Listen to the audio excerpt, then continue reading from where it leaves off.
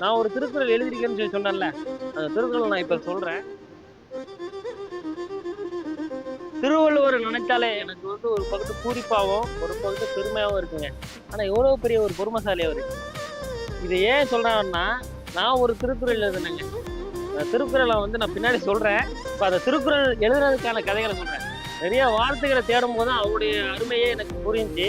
அந்த மாரி நானும் ஏதோ முட்டி மோதி வந்து ஒரு திருக்குறள் எழுதி, அதுக்கான பொருள் எழுதுறதுக்குள்ளயும் வந்து எனக்கு வந்து எப்பா ஒரு பெரிய யுகத்தையே வந்து பார்த்துட்டு வந்த மாரி இருந்துச்சு. "முத்தமிழ் துய்ப்பது தாட்கோ யாண்டும் சுயம் எய்தும் வெற்றம்" நான் எழுதுற திருக்குறளு.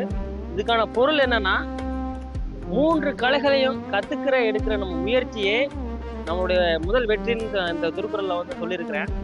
அந்த மாரி என்னுடைய பயணம் ஆல்ரெடி ஒரு பயணம் வந்து போயிட்டு இருக்கு. இப்போ வந்து திருக்குறளை பேஸ் பண்ணி என்னுடைய வாழ்வியல் சம்பந்தப்பட்ட கருத்துக்களையும் இந்த திருக்குறளோட இணைச்சி 1330 திருக்குறளையும் இணைச்சி நான் உங்கள்கிட்ட வந்து நான் சொல்ல போறேன். அது இன்னும் வந்து பயனுள்ளதா இருக்குன்னு நான் நினைக்கிறேன். இந்த மாதிரி வீடியோ வந்து இப்போதான் வந்து முதல் தடவையா ஒரு முயற்சி எடுக்கிறோம். அதனால வந்து எல்லாருமே இதுக்கு வந்து சப்போர்ட் பண்ணுங்க. எல்லாருக்கிட்டையுமே இதை வந்து ஷேர் பண்ணுங்க.